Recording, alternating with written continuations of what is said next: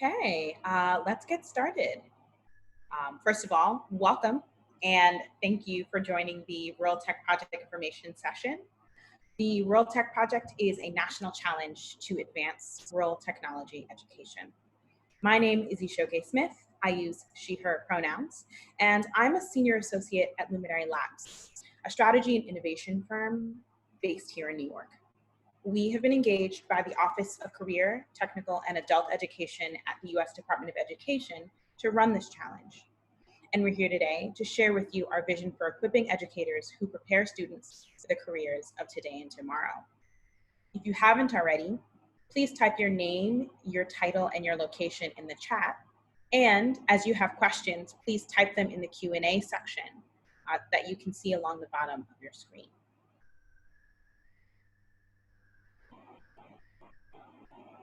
So we'll begin the discussion today by providing an overview of what the Rural Tech Project is. We'll walk through the challenge structure and how to participate, including key dates and what creating a Rural Tech Project proposal will involve. We'll have time for questions at the end, so please take note of any questions and place them in the Q&A section, and we'll try and make sure we get to as many of them as possible. Before we get started, please make sure your microphones are on mute.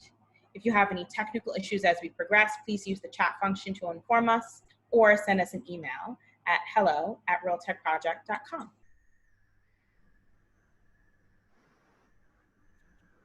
So, we're joined by the Department of Education team that has spearheaded this initiative, and I'd like to begin instructions with Scott Stump. Thank you, Ishike. This is Scott Stump, Assistant Secretary for the Office of Career Technical and Adult Education with the United States Department of Education. Hi, I'm Albert Palacios. I'm also with the the Office of Career Technical and Adult Education in the Division of Academic and Technical Education here at the U.S. Department of Education. And I'm Richard Petty. I manage policy and strategy in the Office of the Assistant Secretary at the U.S. Department of Education.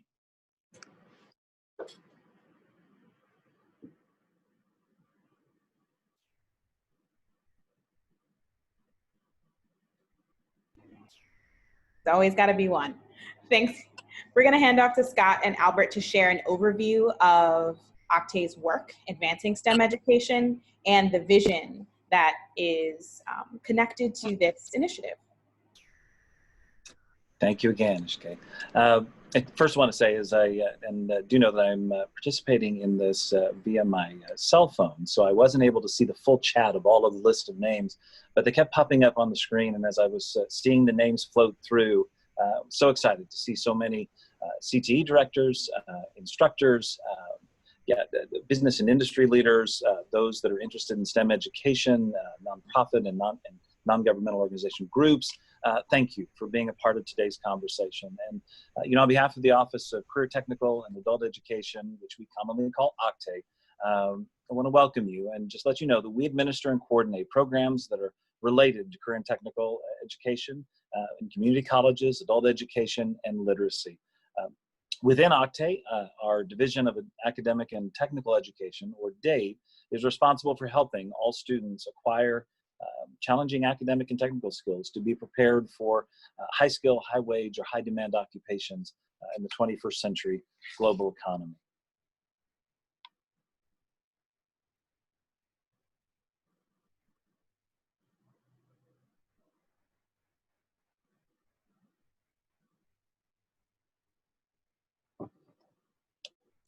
I have to find my unmute button.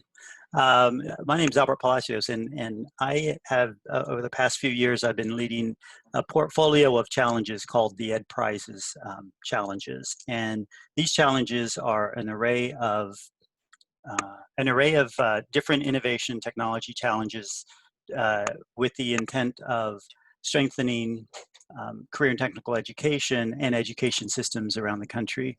We had 3 challenges over the past few years. The first one was a Reach Our Career App Challenge that inspired the development of more career guidance applications that could be put in the hands of students. The next is the EdSim Challenge that inspired AR and VR, augmented and virtual reality developers, to develop better ways of integrating AR and VR into the classroom. And then the last one was the CET Makeover Challenge, which was the, sorry, I'm looking at the other screen over here, was the CET Makeover Challenge, which inspired high schools to put maker spaces into their high schools. So that leads us to our current one, which is the Rural Tech Challenge. And so we've been developing this over the last probably year or so. And we wanted to figure out a better way to enable rural students in rural communities to both be educated in rural communities, but also work in rural communities in growing technology sectors. So we talked to a variety of industry and industry representatives and educators to ask them what were the needs, where were the needs, and we understand there are significant needs in different approaches to teaching in rural communities. So we wanted to see if we could inspire through this challenge new solutions and new innovations to develop competency-based distance learning models that would enable the students in and educational systems in rural communities to craft programs that meet the unique needs of their community. Rather than trying to come up with a new model for the entire country, we're looking for rural communities to tell us what the best solutions for their communities are. And we're doing that through this challenge. Thank you, Albert. Appreciate your work and Richard's work and all of our team's work on this process so far. And I will tell you what this is rooted in is that the Bureau of Labor Statistics projects that high-tech jobs will continue to grow at a much faster rate than overall jobs growth rate. And many of the fastest growing career opportunities will require mastery of rigorous computer science and information technology skills. This is evidenced by many states adding in computer science standards to their general curriculum as they work their way through the K-12 system. But this presents a unique opportunity for rural communities as remote technology careers are growing in the U.S. Because of a lack of instructional capacity in those areas and access to technology and in some cases broadband. There was a 159% increase in people who are teleworking or working remotely from 2007 to 2017 in the U.S. And prior to COVID, already 4.7 million people in the U.S. currently telecommuted. And then you think about where that's headed in the months and years ahead as individuals have spent the past 4 to 5 months in more of a telework posture. In addition to creating opportunities for technology careers, technology education fosters skills that will be helpful in any profession. When you think about technology students gaining skills like mental agility, persistence, a growth mindset, and logic, these skills give students an economic advantage, and because they're directly relevant to industries and careers of the future. These careers are largely unknown. Some estimates say that 85% of the jobs today's learners will be doing in 2030 aren't even categorized in the dictionary of occupational titles yet. But technology education will help students be ready for anything. And just as technologies from artificial intelligence to biomedical data science are causing seismic shifts in how businesses and societies operate, future industries will continue to evolve. So too will the needed skill sets. Understanding how to learn new technologies will enable today's students to flourish in their formal education and beyond. Just want to note that the top 10 in-demand jobs in 2010 did not exist in 2004 prior to Perkins 4.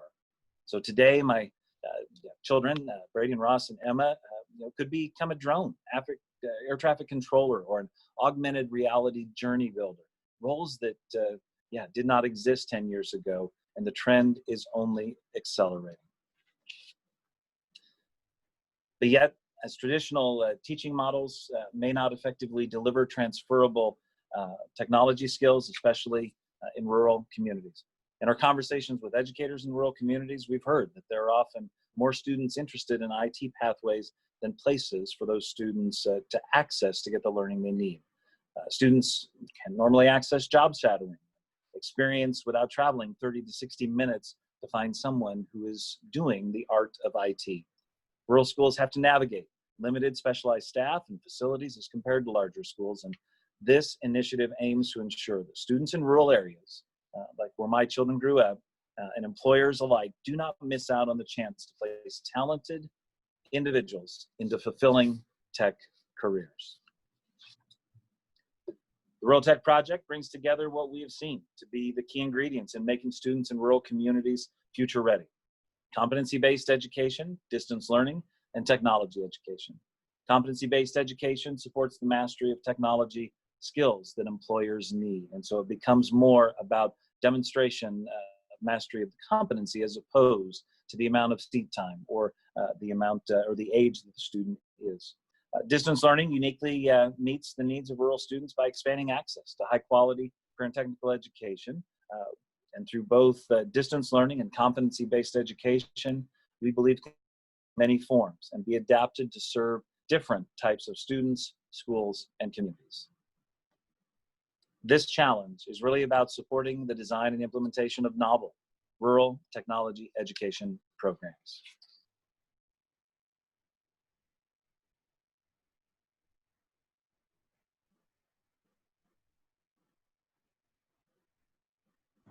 Thanks. With this mission in mind, we will now share details about how the Rural Tech Project is structured and the support we're offering to educators who want to create Rural Tech Project proposals. So the challenge will be conducted in 2 phases.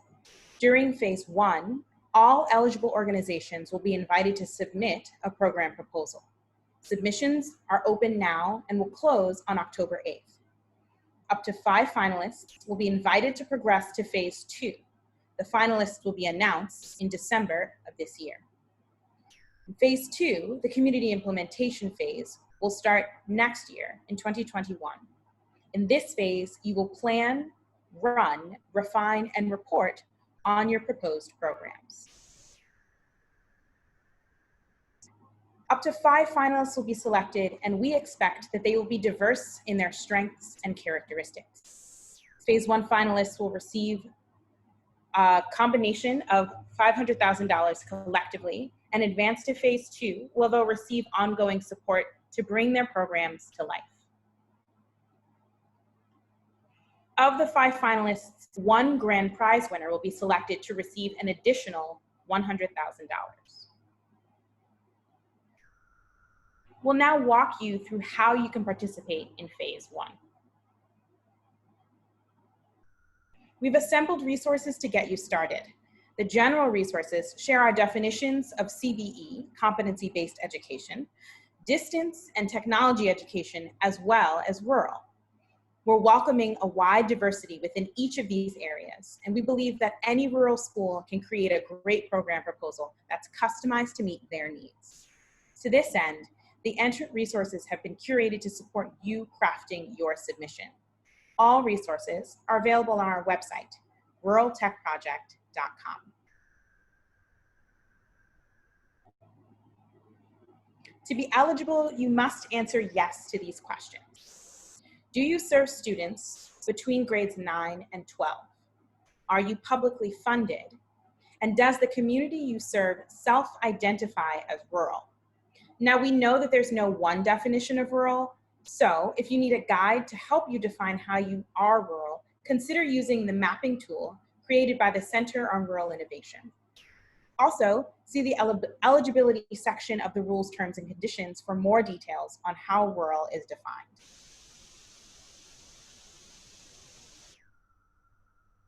Your program proposal, or your submission, will ask you to provide an overview of your proposed program, the career pathways it leads into, your implementation approach, how you will involve key stakeholders, and the background of your team. Local educational agencies and schools may submit. Regardless of who makes the submission, we encourage you to collaborate with educators, as any new program needs educators and administrators, as well as other staff and organizations to support it.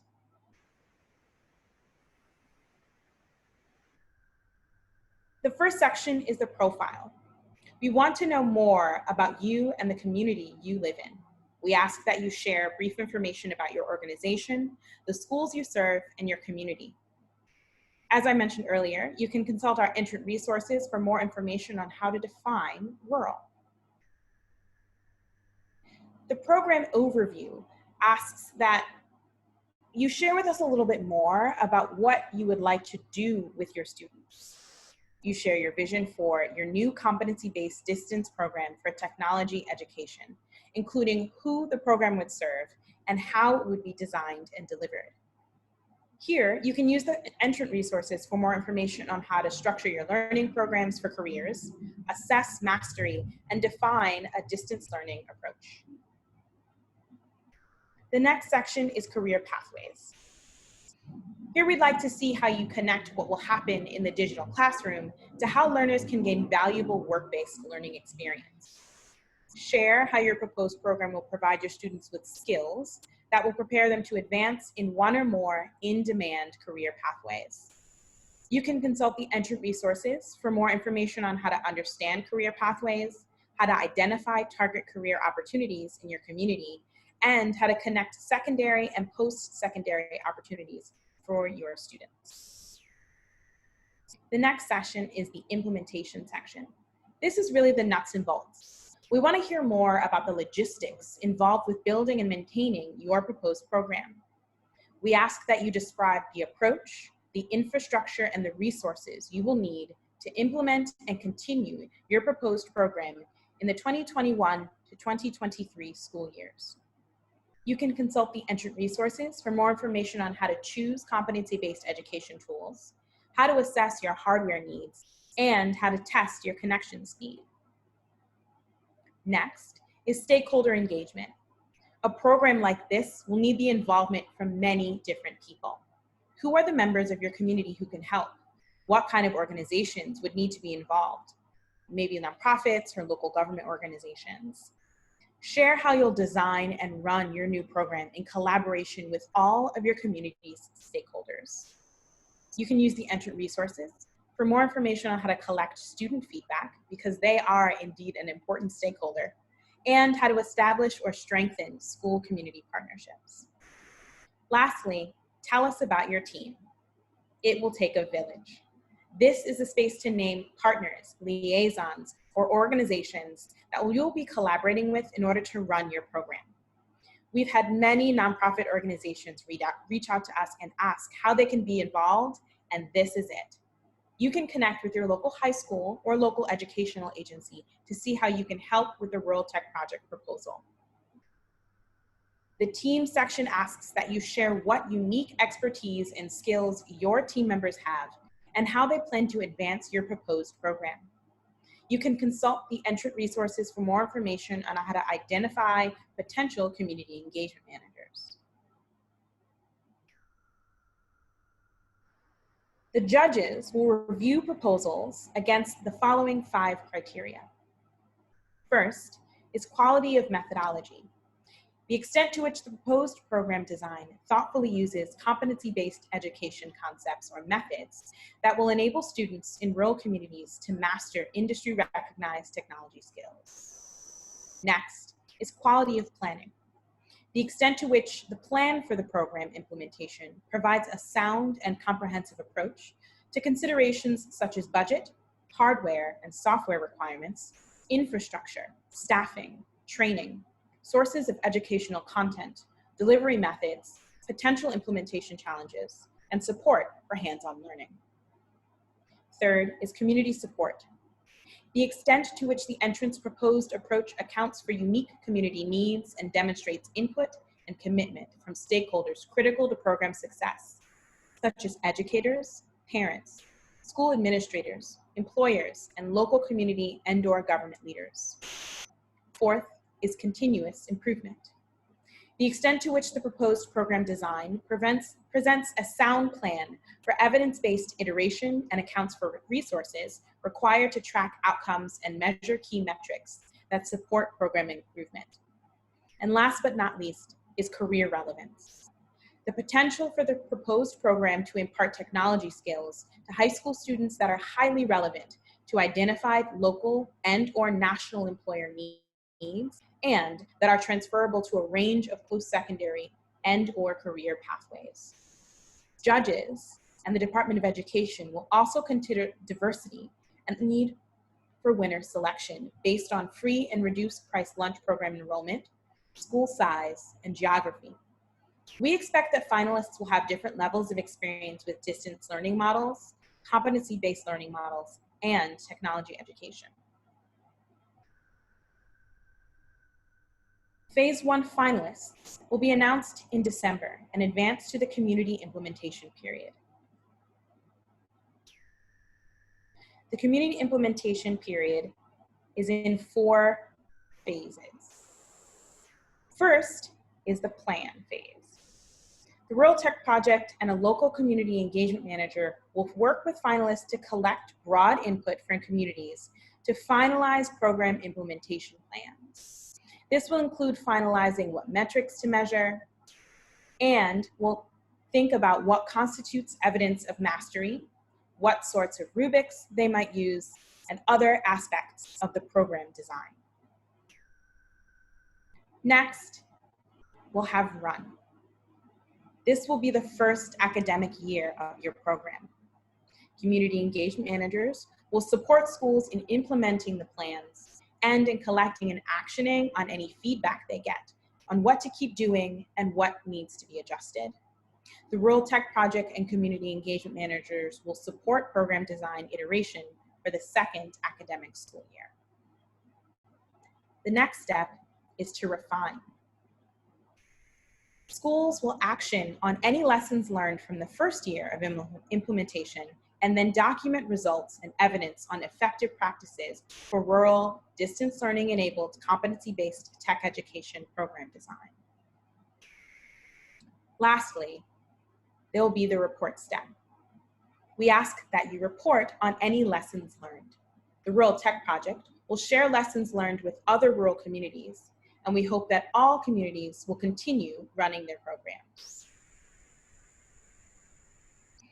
Each finalist will help select a part-time local community engagement manager, or CEM, paid for by the Rural Tech Project, in order to support program setup, implementation, and evaluation of each program. The Rural Tech Project will also provide technical assistance to the community engagement managers for the finalists' benefit, including training on any needed skills. In sum, there are many reasons to participate. The opportunity for funding to test out distance and blended learning for technology education, continued technical assistance from Luminary Labs, and a paid part-time staff member to help launch and manage your new program. You would join a cohort that you can learn with and from, and you would be able to identify best practices that you can share with other rural communities. You can prepare students and connect them with opportunities that can advance their careers. So how do you enter? You'll need to submit your proposal by 5:59 p.m. Eastern Standard Time on October 8th. We recommend that you have a look at the submission form now to familiarize yourself with what is required. The submission form is available on ruraltechproject.com/submit. Remember, you'll need to allow time to organize the team that will support your implementation and get the confirmation of your local educational agency's support before submitting. It's a good idea to submit well before the 5:59 p.m. deadline in case you have any technical difficulties. And don't forget to visit the entrant resources page. It contains a selection of resources to help prepare your phase 1 submission. So we ask that you take the time, if you have any questions, to submit your questions in the Q&A section, and we'll begin answering those questions one at a time.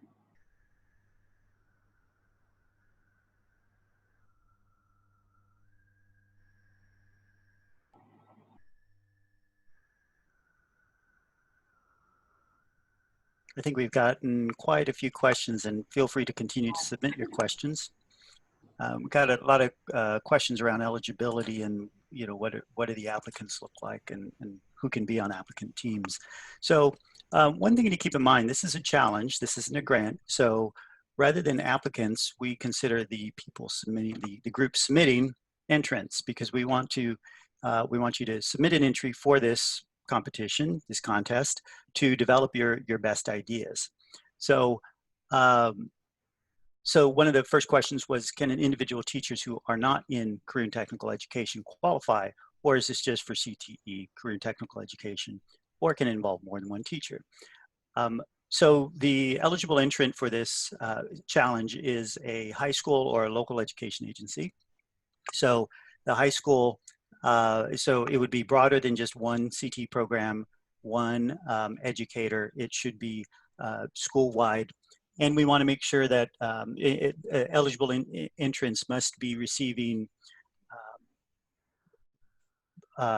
funds, federal funds from the elementary and secondary education programs, which pretty much covers most every public school district. You can do a verification, but it's pretty much every public school district in the country. So if you, we expect that CTE will be an integral part of the team, but it doesn't necessarily have to be limited to CTE programs or teachers. And so, and kind of along those lines are a consortium of LEAs eligible as one to be a single entrant. In those cases, you need to designate one LEA, one local education agency, to be your lead entrant. So either a single high school or a single LEA needs to be your lead entrant. So beyond that, that lead entrant, the high school or the LEA, can administer their team however they see fit. So best suits their needs. This is not limited. The next question: what pathways are applicable to this challenge? This is not limited to a single pathway. It doesn't have to be a CTE information technology career pathway. It could be a healthcare IT pathway. It could be an ag science IT pathway. It could be some other complementary pathways that have an IT component. But the critical part is that going back to that intersection of programs, we want to see both the career pathway, the technology, the distance education, and the competency-based learning all done kind of, that we want to see that integral model. So that's what we'll be looking for, and that's the more important part of what we want to see in the entries. Go ahead.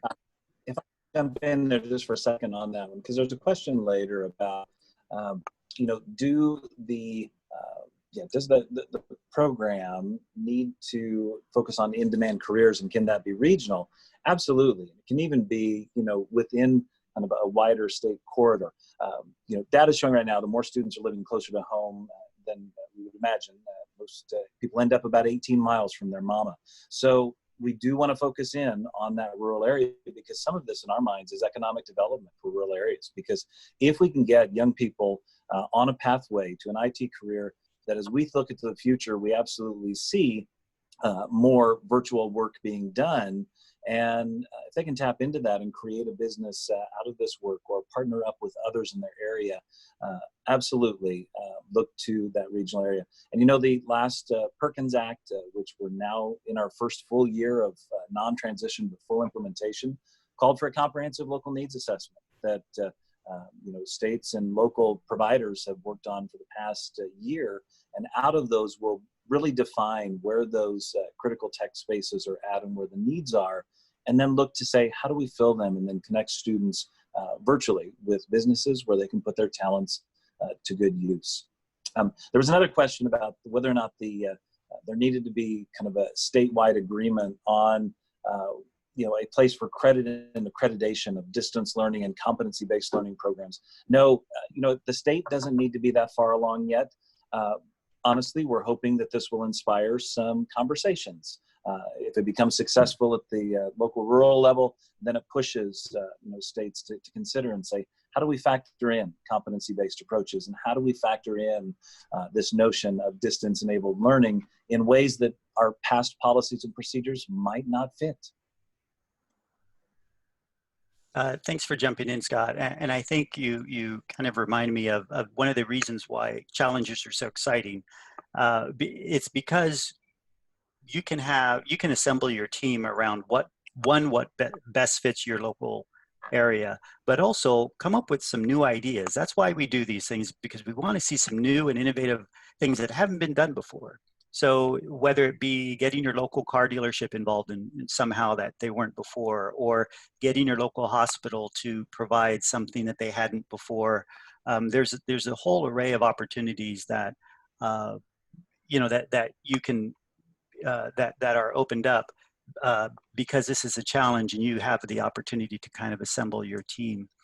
We do want to see those new ideas and new models that will hopefully inspire not just expansion in your own community, but serve as models for other communities to kind of think outside the box, pardon the cliche. But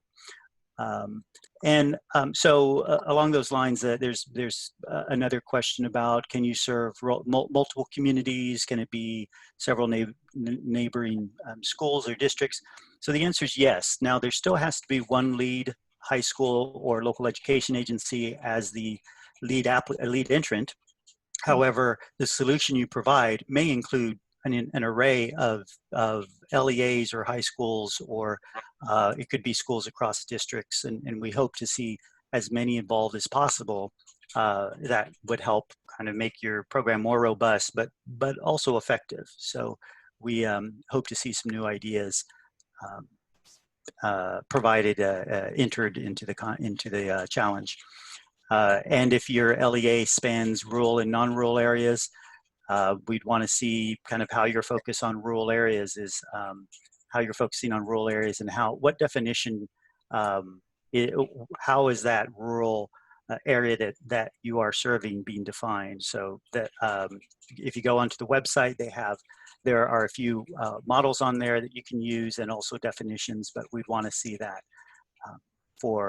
We want to see how you're defining rural. We're not necessarily excluding anything. We're just trying to have a better understanding of how different communities view rural education and rural communities. Yeah, and Albert, some cool questions in that note as you were talking about collaborations, and absolutely encourage rural communities to come together, because that's one of the strengths of those areas. But I just want to very clearly say that the local education agency is kind of the eligible entrant in the challenge, but that's not to exclude all of the wonderful nonprofit organizations, for-profit companies that are in this space and want to do great things and do good in the world with it. It could be a 2 or a 4-year college or university. It could be a local consortium, an industry group of IT professionals that just want to step forward and really expand the IT knowledge and talent pool in their state or regional area. All of those individuals absolutely need to come alongside the local education agency or high school, or in this case, there was a question about a GED program or an English as a second language program. If it's tied to a local education agency, absolutely bring that and get the widest use possible out of this resource. I will tell you, there's a program in Socorro, Texas, just outside of El Paso, where they use the CTE program during the day for high school students, but in the evenings, adults are being trained in IT careers in computer repair and applications, but then also beginning essence of code stacks. So absolutely be creative, be inclusive, gather the widest pool together as you can. Yeah, just want to follow up on the collaboration. We expect that lots of different people will need to come together to make a team that will really functionally be able to provide a strong program. Like Scott and Albert said, the local educational agency and the district will need to be the sort of lead entrant, but we know that, and we've had tons of questions from for-profits, from different nonprofits, from local business consortiums. And we ask that if you are one of those folks, right, if you're saying like, I want to help, we actually want you to do that. We want you to come together and work with organizations that want to propose a program. This means that you'll need to reach out to the high schools and local educational agencies that are in your network, right? So whether you're a for-profit, if you're a nonprofit, if you are an organization that wants to donate services or devices, that is something that you would be able to do through the local educational agency. So we ask that you really take the time to understand like what are the high schools and local education agencies that serve high school students in your area, reach out to them, and then make sure that they are aware of the proposal process, like what that it will entail, and you can help them in terms of understanding what the next steps need to be.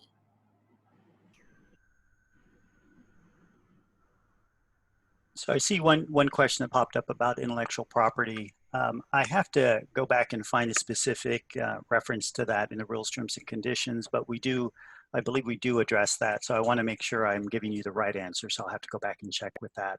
We'll make sure we're able to point to the specific clauses that refer to the intellectual property. If we can do it during this call, great. If not, then we will make sure that it's highlighted or on the website somewhere. Yeah, so what we will do is we're going to make sure that all of the questions that we have collected, we're going to write out and answer in long form as a news post on our website. So if you don't hear us respond to your question here, the questions will be responded to on the website in a longer post. I think that we have seen a couple questions come in about partnerships with community colleges. So there's one question that says, when you say local educational agency, does that include community colleges? So for our purposes, a local educational agency is a district leadership that is working with K through 12 students.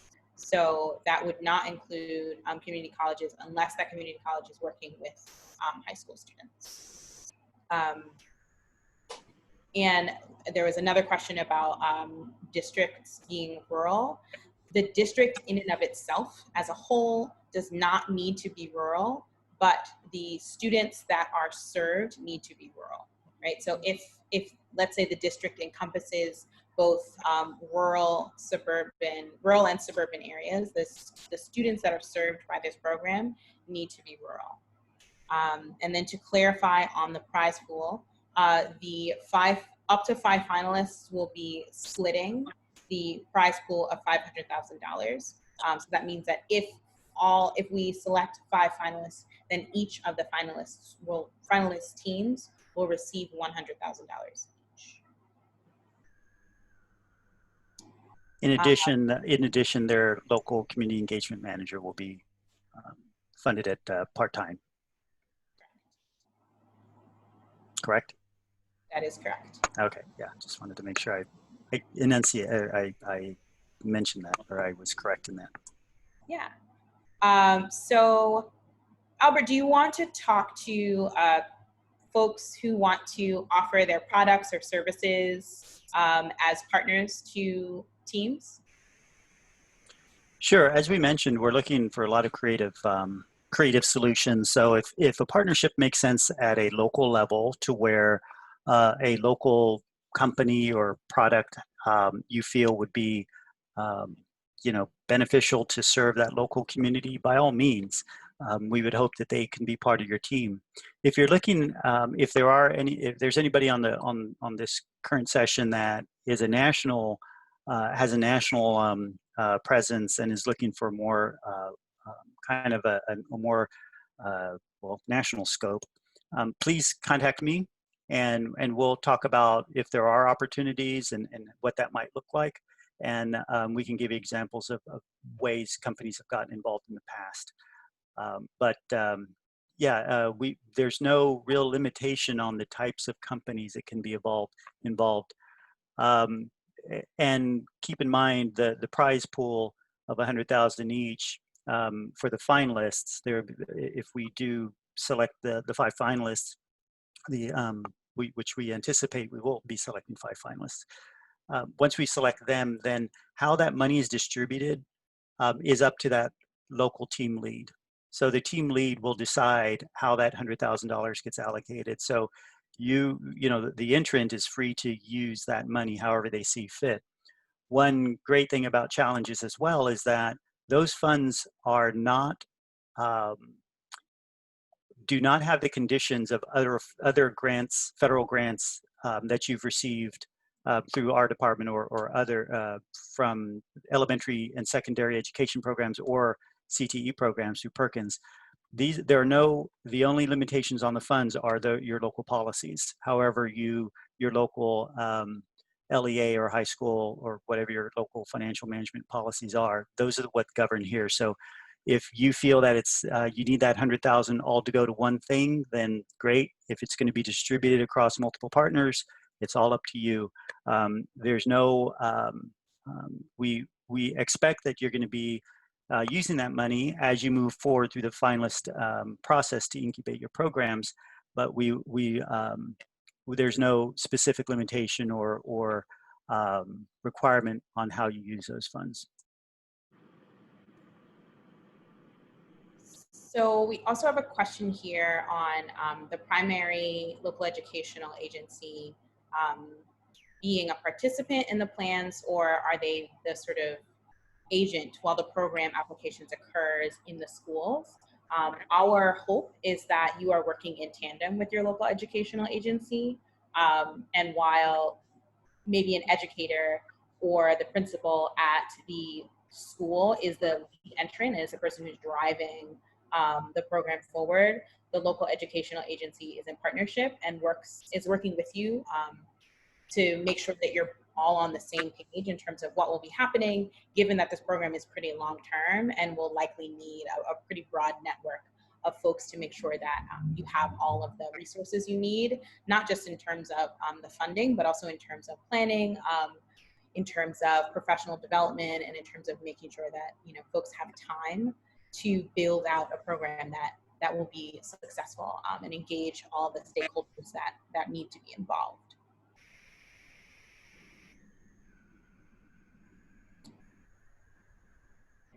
I think there have been a couple of questions about broadband. So Albert, the question here is, not every rural community has strong broadband internet.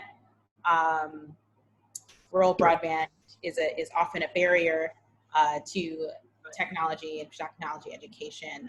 Geographic equity in terms of access to technology is often difficult. So how does this project address that? Sure. So this has been at the forefront of questions to be answered for more than 10 years. But so though there have been some advancements made, we obviously know that there's not 100% coverage yet. So there are a couple of things that come to mind as the approach for approaches. One is, can you develop a design that isn't as reliant on broadband or internet connection? That's one way to think. That's one option. The ideal option is to get everyone connected. And if you don't have that capability, maybe you can go to an outside organization. I think there's Everyone On is a nonprofit, and Freedom Pop. Those are some of the ones that are out there that can provide low-cost devices. Now that's kind of dependent and low-cost access to internet, and sometimes even free. But sometimes that's dependent on even having 4G coverage in your area, and sometimes that's not even an option. So we're looking for new solutions. Again, that's part of the challenge, is to come up with solutions where broadband might not be available. Richard, did you want to add something? Well, this is Scott. Albert, I'm going to step in here for just a second and say, one of the key priorities of this project, when it was first being put together, was to put immediate financial and human capital resources into communities that do need it. And that would be communities that are struggling with high-speed access to the school, but then also to the community at large. And I will tell you, I know this because while I'm not in DC, I'm in the northeast corner of Colorado. And if those of you that are in school districts, this will put it in perspective. If we only had in-district kiddos, and our district is 45 miles tall by 30 miles wide, we'd have 86 children preschool through 12th grade. So if you want to talk about population density and being out there in well below the rural qualifications of USDA's moniker, we're there. And that's the vision, is to hit some of those communities and really stand up models and create examples that can be replicated in other communities that will change that equation. And so absolutely, the $100,000 prize, if your biggest limiting factor, but you have a great plan, but you know that you're going to need immediate investment in broadband or access, then that can become an immediate use of that $100,000 to start that investment, and then working with your community engagement partner to then look at USDA grants, other federal opportunities for rural development and other places to invest in that space. It should create a great conversation to start bridging some of these digital divides for people. And we really want to push the envelope with innovation and new ideas on this. Just to give an example, Charlottesville, Albemarle County in Virginia was facing significant connectivity issues for their area. And what they did, and it was, from what I understand in talking to them, it was a pretty arduous process to get a tower approved through FCC to cover their school. And so they actually have their own tower that they were able to set up in their school. I've also heard of examples where schools have been partnering with communications and ISP, internet service providers, to put a tower on their campus. And the school, the ISP ends up paying the school to have the tower on their property. It makes sense in some communities, not in others, but we hope that you're going to come to the table with your entries that have new ideas and really are looking to push the envelope and move the needle on this. Yeah. And there was a question about whether all of the instruction needed to be virtual. And whether or not that was a critical component. And I would tell you, our vision for this project is, yes, that it be a component. Now, there's the full realm from 100% virtual, which we all know probably in a current tech environment is not the best case, but great learning can happen, all the way to direct in-person instruction. And there's blended models in between there of asynchronous models, synchronous models of connecting in instructors from a community college or from a business that are connecting in. There's virtual apprenticeships that could happen. Our ask of all of you, here's the issue. We don't have enough IT instructors to meet the needs of places they might go in an urban area, let alone getting an IT instructor to go out to a rural area and with a school budget that can't afford, in some cases, a principal to be different for high school and middle school. We're just not going to get them hired. So even if you do have and are blessed to have an instructor, and you are that instructor and you're wanting to apply, tell us about how you're going to expand your impact and expand your influence and expand to more students, in essence, your instructional capacity.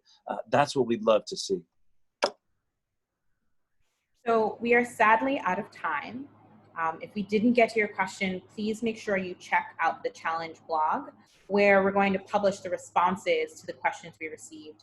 And if you have additional questions, if things come up as you begin to fill out the submission form, please send those questions to hello@ruraltechproject.com. Hey, Shoki, real quickly, I've seen a few questions about, will the slides be shared with the attendees, and is this event recorded, and will it be available? Can you respond to that, please? Sure. So both the slides and the recording of this webinar will be available on our website. Make sure that you sign up for the ruraltechproject.com website to receive the challenge newsletter, where we will be announcing when the recording and the slides are available. add hello at Rural Tech Project to your address book and make sure that when we send out those messages, they don't get sorted as spam and you miss them.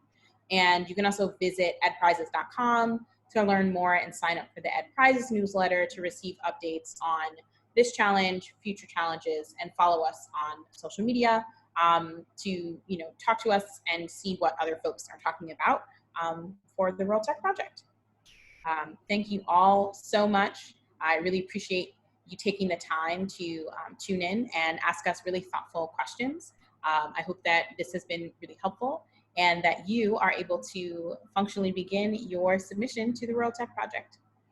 Have a great afternoon, evening. I know a couple folks are out on the left coast, so good morning. All right, have a great one. Thanks a lot. Bye all.